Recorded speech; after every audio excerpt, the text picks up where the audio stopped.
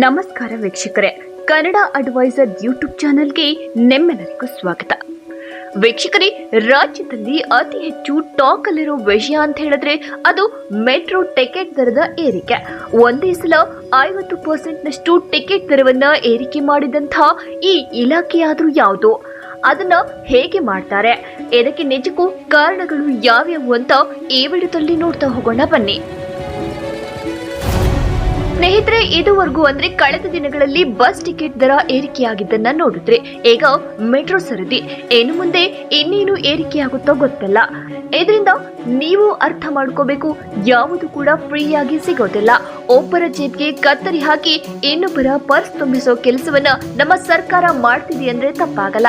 ಅದಕ್ಕೆ ಉದಾಹರಣೆ ಈ ಮೆಟ್ರೋ ಟಿಕೆಟ್ ದರದಲ್ಲಾದಂತಹ ಏರಿಕೆ.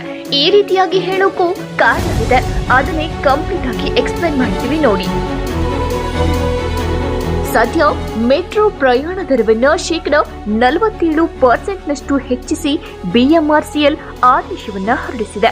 ಭಾರೀ ಪ್ರಮಾಣದ ಹೆಚ್ಚಳದ ಬಗ್ಗೆ ಅಚ್ಚರಿ ಹಾಗೂ ವಿರೋಧಗಳು ವ್ಯಕ್ತವಾಗ್ತಿದೆ. ದರ ಏರಿಕೆಯ ಪ್ರಮಾಣದ ಬಗ್ಗೆ ಪ್ರಯಾಣಿಕರಲ್ಲಿ ಗೊಂದಲಗಳು ಕೂಡ ಇವೆ.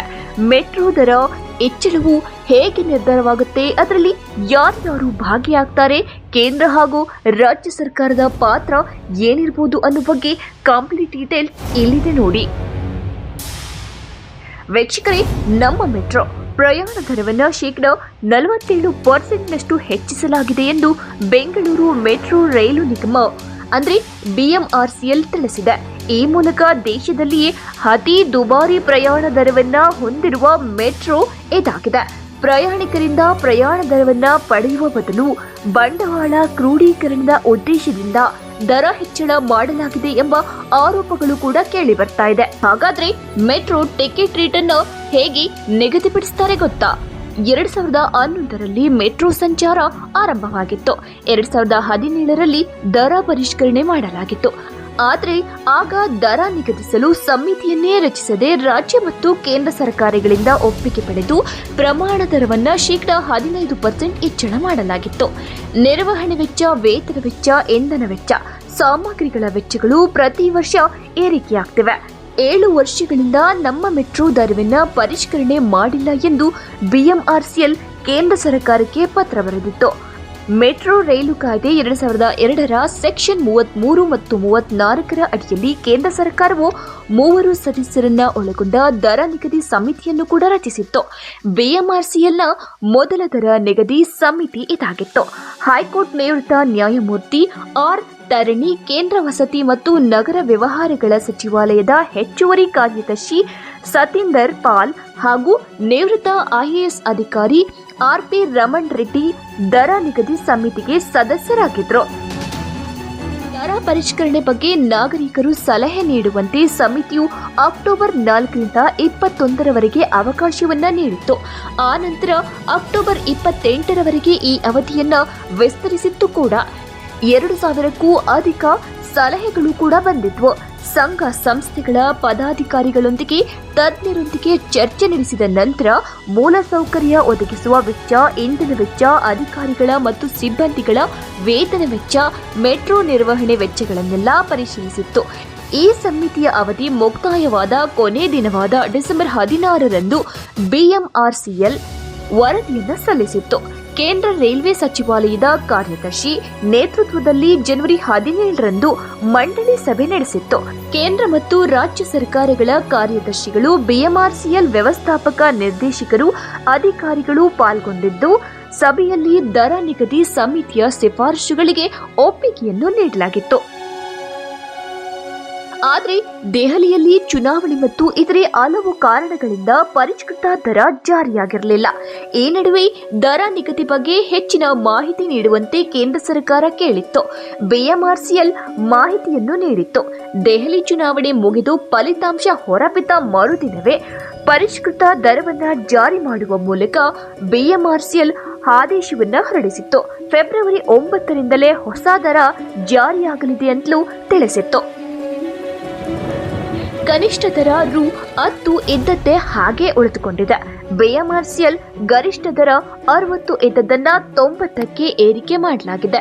ಚೆನ್ನೈ, ಮುಂಬೈ, ದೆಹಲಿ, ಹೈದರಾಬಾದ್, ಕಲ್ಕತ್ತಾ ಮುಂತಾದ ಮಹಾನಗರಗಳಿಗಿಂತ ಶೇಕಡ 40ರಿಂದ 60% ಅಧಿಕ ದರವನ್ನ ಬೆಂಗಳೂರಿನ ಮೆಟ್ರೋ ಪ್ರಯಾಣಿಕರು ಪಾವತಿ ಮಾಡುತ್ತಿದ್ದಾರೆ ಅಂದ್ರೆ ನೀವು ನಂಬಲೇಬೇಕು.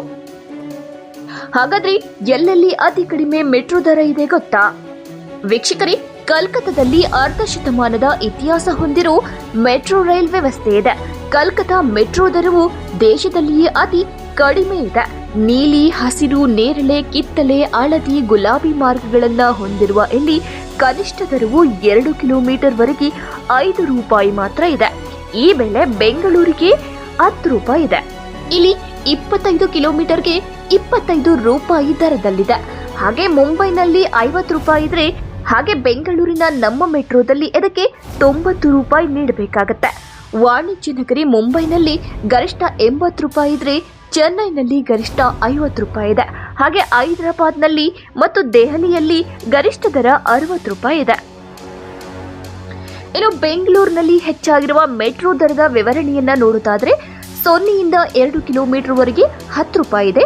2ರಿಂದ 4 ಕಿಲೋಮೀಟರ್ ವರೆಗೆ 20 ರೂಪಾಯಿ, 4ರಿಂದ 6 ಕಿಲೋಮೀಟರ್ ವರೆಗೆ 30 ರೂಪಾಯಿ, 6ರಿಂದ 8 ಕಿಲೋಮೀಟರ್ ವರೆಗೆ 40 ರೂಪಾಯಿ, 8ರಿಂದ 10 ಕಿಲೋಮೀಟರ್ ವರೆಗೆ 50 ರೂಪಾಯಿ, 10ರಿಂದ 15 ಕಿಲೋಮೀಟರ್ ವರೆಗೆ 60 ರೂಪಾಯಿ ಇದ್ರೆ, 15ರಿಂದ 20 ಕಿಲೋಮೀಟರ್ ವರೆಗೆ 70 ರೂಪಾಯಿ ಇದೆ.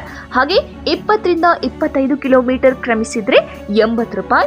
ಇನ್ನು 25ಕ್ಕಿಂತ ಹೆಚ್ಚು ಅಧಿಕ ಕಿಲೋಮೀಟರ್ ಅಷ್ಟು ಪ್ರಯಾಣವೇನಾದರೂ ನೀವು ಮಾಡಿದ್ರೆ ಅದಕ್ಕೆ 90 ರೂಪಾಯಿ ಚಾರ್ಜಸ್ ಮಾಡ್ತಿದ್ದಾರೆ. ವೀಕ್ಷಕರೇ, ದಿನಕ್ಕೆ 7ರಿಂದ 8 ಲಕ್ಷ ಮಂದಿ ಪ್ರಯಾಣಿಸೋ ಈ ಮೆಟ್ರೋ ದರ ಏರಿಕೆಯಲ್ಲಿ ರಾಜಕಾರಣಿಗಳ ಪಾತ್ರವಿದೆ ಅನ್ನೋ ಮಾತಂತೂ ಕೇಳಿ ಬರ್ತಾನೆ ಇದೆ. ಅದು ಯಾರದೇ ಪಾತ್ರವಾಗಿರಲಿ, ಅದು ಕೇಂದ್ರ ರಾಜಕಾರಣಿಗಳ ಕೈವಾಡವೇ ಇರಲಿ, ರಾಜ್ಯ ರಾಜಕಾರಣಿಗಳ ಕೈವಾಡವೇ ಇರಲಿ, ಆದ್ರೆ ನಿಜಕ್ಕೂ ಸಮಸ್ಯೆಯನ್ನ ಗಂಭೀರವಾಗಿ ಎದುರಿಸ್ತಿರೋದು ಜನಸಾಮಾನ್ಯರು ಮಾತ್ರ. ಇನ್ನು ಮುಂದೆಯಾದ್ರೂ ಎಚ್ಚೆತ್ಕೊಂಡು ಈ ಬಿಟ್ಟಿ ಭಾಗ್ಯಗಳ ವಿರುದ್ಧ ಧ್ವನಿ ಎತ್ತದೆ ನಾವು ಹೀಗೆ ಇದ್ರೆ ಇದೇ ರೀತಿಯ ಆರ್ಥಿಕ ಪರಿಸ್ಥಿತಿಗಳು ಇನ್ನೂ ಬಿಗಡಾಯಿಸಬಹುದು ಅಥವಾ ಇನ್ನೂ ಗಂಭೀರದ್ದೇ ಆಗಿರಬಹುದು. ವೀಕ್ಷಕರೇ, ಒಂದು ನೆನಪಿರಲಿ, ಸರ್ಕಾರ ನಮಗೆ ಕೊಡುವಂತಹ ಬಿಟ್ಟಿ ಭಾಗ್ಯಗಳು, ಸೌಲಭ್ಯಗಳು ಯಾವುದಕ್ಕೆ ಆಗಲಿ ಒಂದಷ್ಟು ಸಾಲವನ್ನ ಮಾಡಿದ್ರೆ ಅದರ ಹೊರೆನ ನೇರವಾಗಿ ಪರೋಕ್ಷವಾಗಿ ನಾವೇ ಹೊರಬೇಕು. ಇಲ್ಲಿ ಯಾವ ರಾಜಕಾರಣಿಗಳು ಕೂಡ ತಮ್ಮ ಮನೆಯಿಂದ ಏನು ನಿಮಗೆ ತಂದು ಕೊಡ್ತಿಲ್ಲ ಅನ್ನೋದು ನೆನಪಿರ್ಲಿ. ಈ ವಿಡಿಯೋ ನಿಮಗೆ ಇಷ್ಟವಾದ್ರೆ ಒಂದು ಲೈಕ್ ಕೊಡಿ. ಹಾಗೆ ನೀವಿನ್ನು ನಮ್ಮ ಚಾನೆಲ್ಗೆ ಸಬ್ಸ್ಕ್ರೈಬ್ ಮಾಡಿಲ್ಲ ಅಂದ್ರೆ ಸಬ್ಸ್ಕ್ರೈಬ್ ಮಾಡೋದನ್ನ ಮರಿಬೇಡಿ.